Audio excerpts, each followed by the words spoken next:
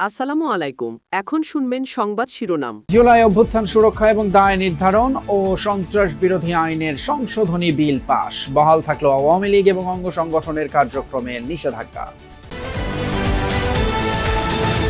BNP সরকারের অধীনে নির্বাচন কমিশনের প্রথম পরীক্ষা কাল। ভোটের জন্য প্রস্তুত বগুড়া ৬ এবং শেরপুর ৩ সংরক্ষিত নারী আসনের তফসিল।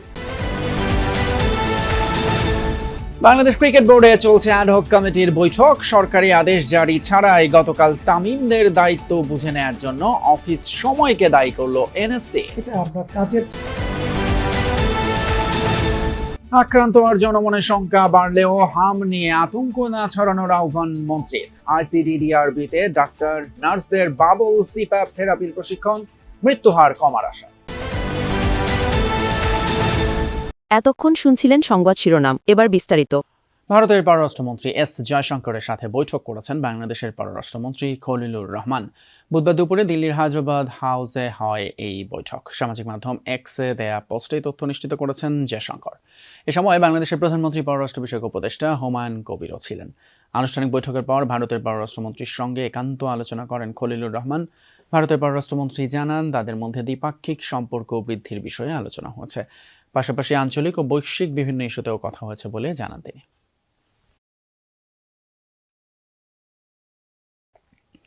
আওয়ামী লীগের কার্যক্রম নিষিদ্ধ রেখে সন্ত্রাস বিরোধী আইনের সংশোধনী পাশ হয়েছে সংসদে। স্বরাষ্ট্রমন্ত্রী সালাউদ্দিন আহমদ কর্তৃক উত্থাপনের পর সর্বসম্মত কণ্ঠ ভোটে এটি পাশ হয়। ফলে এখন থেকে কোনো ব্যক্তি বা সত্তা অথবা রাজনৈতিক দল বা সংগঠনকে সন্ত্রাসে জড়িত অভিযোগে নিষিদ্ধ করতে পারবে সরকার। আর নিষিদ্ধ হলে অনলাইন, অফলাইন সামাজিক যোগাযোগ মাধ্যমে চালানো যাবে না প্রচারণা। কেউ আর্থিক বা অন্য কোনোভাবে সহায়তা করলে আনা হবে শাস্তির আওতায়। এদিকে লিখিত প্রশ্নের উত্তরে সংসদ নেতা তারেক রহমান জানান, জীবনমুখী এবং অন্তর্ভুক্তিমূলক শিক্ষা ব্যবস্থা গড়ে তুলতে চায় সরকার। ২৪ জুলাই আগস্ট গণ অভ্যুত্থান রুখতে ছাত্র জনতার উপর নৃশংসতা চালায় আওয়ামী লীগ ও তাদের সহযোগী সংগঠন এবং আইনশৃঙ্খলা বাহিনী। ৫ আগস্ট শেখ হাসিনার পতনের পর সন্ত্রাসী কর্মকাণ্ডের জন্য আওয়ামী লীগের কার্যক্রম নিষিদ্ধের দাবি ওঠে। আওয়ামী লীগ এবং এর অঙ্গ, সহযোগী ও ভ্রাতৃপ্রতিম সংগঠনের সব কার্যক্রম আন্তর্জাতিক অপরাধ ট্রাইব্যুনালে বিচার সম্পন্ন না হওয়া পর্যন্ত নিষিদ্ধ করে অধ্যাদেশ জারি করে অন্তর্বর্তী সরকার। মাননীয় মন্ত্রী, আপনি বিলটি উত্থাপন করুন। কিছুটা সংশোধিত হয়ে সেই অধ্যাদেশ সংসদে উত্থাপিত হয় বুধবার। নিষেধাজ্ঞা না মানলে নিষিদ্ধ ঘোষিত সংগঠনের জন্য যে সাজা রয়েছে সেটি প্রযোজ্য হতে যাচ্ছে আওয়ামী লীগের জন্য। সংসদে সবার কণ্ঠভোটে পাশ হয় এই আইনটি। এর ফলে কোনো ধরনের কার্যক্রম চালাতে পারবে না আওয়ামী লীগ কিংবা নিষিদ্ধ অন্য কোনো দল বা সংগঠন। এমনকি অনলাইন ও সামাজিক যোগাযোগ মাধ্যমেও কোনো কার্যক্রম প্রচার করা যাবে না। নিষিদ্ধ দল সংগঠনকে অর্থ, আশ্রয় বা সহায়তা করলে কঠোর শাস্তির বিধান বাড়ানো হয়েছে। বিরোধী দলীয় নেতা নিশ্চয়ই স্মরণে থাকার কথা, ওনারা এবং এনসিপির বন্ধুরা সবাই মিলে এটা আন্দোলন করেছিলেন। সেই আন্দোলনের প্রেক্ষিতে এটা মোটামুটি বাংলাদেশে একটা জনমত সৃষ্টি হয়েছিল। সেই প্রেক্ষিতে তাদের কার্যক্রম নিষিদ্ধ করা হয়েছে সন্ত্রাস বিরোধী আইনে, এবং অ্যাকর্ডিংলি সেটা নির্বাচন কমিশনে তাদের রেজিস্ট্রেশনটাও সাসপেন্ডেড হয়ে আছে। এবং এখানে এই আইনের অনুবলে পরবর্তীতে আর্টিকেল 47 অনুসারে সংবিধানের আইসিটি অ্যাক্টেও পরিবর্তন এনে সংগঠনের বিচারের জন্য সেই আইনটাও সংশোধন করা হয়েছে। এদিকে সংসদে লিখিত প্রশ্নোত্তরে সংসদ নেতা তারেক রহমান বলেন, গুণগত, জীবনমুখী ও অন্তর্ভুক্তিমূলক শিক্ষা ব্যবস্থা গড়ে তুলতে বদ্ধপরিকর সরকার। আগামী ৬ মাসের মধ্যে ২৩36টি কারিগরি ও ৮২32টি মাদ্রাসায় বিনামূল্যে ওয়াইফাই চালু করা হবে। মাননীয় সদস্যবৃন্দ, সংসদের বৈঠক। লাভলি বিথি, যমুনা নিউজ, ঢাকা। এদিকে জুলাই অভ্যুত্থানে অংশগ্রহণকারীদের দায় মুক্তি দিয়ে জুলাই সুরক্ষা এবং দায় নির্ধারণ বিল ২০২৬ সংসদে সর্বসম্মতিক্রমে পাশ হয়েছে। সংসদে সুরক্ষা বিলটি আনেন স্বরাষ্ট্রমন্ত্রী সালাউদ্দিন আহমদ। পরে কণ্ঠ ভোটে সর্বসম্মতিতে বিলটি পাশ হয়। এছাড়া জাতির পিতার পরিবার সদস্যদের নিরাপত্তা রহিতকরণ বিল ২০২৬ পাশ হয়েছে। এর ফলে বঙ্গবন্ধু শেখ মুজিবুর রহমানের পরিবারের সদস্যরা বিশেষ নিরাপত্তার সুযোগ হারাবেন। আওয়ামী লীগ সরকার এই নিরাপত্তা ব্যবস্থা চালু করেছিল। এছাড়া বাংলাদেশ ক্রিকেট বোর্ড বিসিবি পুনর্গঠন নিয়ে সংসদে সমালোচনা করেছেন হাসনাত আব্দুল্লাহ। তিনি বলেন, পারিবারিক বোর্ড গঠন করা হয়েছে, মানবাধিকার কমিশনকে মন্ত্রণালয়ের আওতায় আনা হলে তাও দলীয় কমিশনে পরিণত হবে বলে মন্তব্য তার।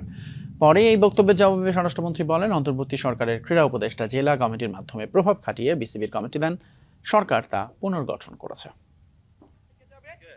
আপনাকে ধন্যবাদ। জুলাই জাতীয় সনদ এই এখন আর বাংলাদেশ ক্রিকেট বোর্ড এটা নাই, এটা হয়ে গেছে হচ্ছে বাপের দোয়া ক্রিকেট বোর্ডে পরিণত হয়েছে।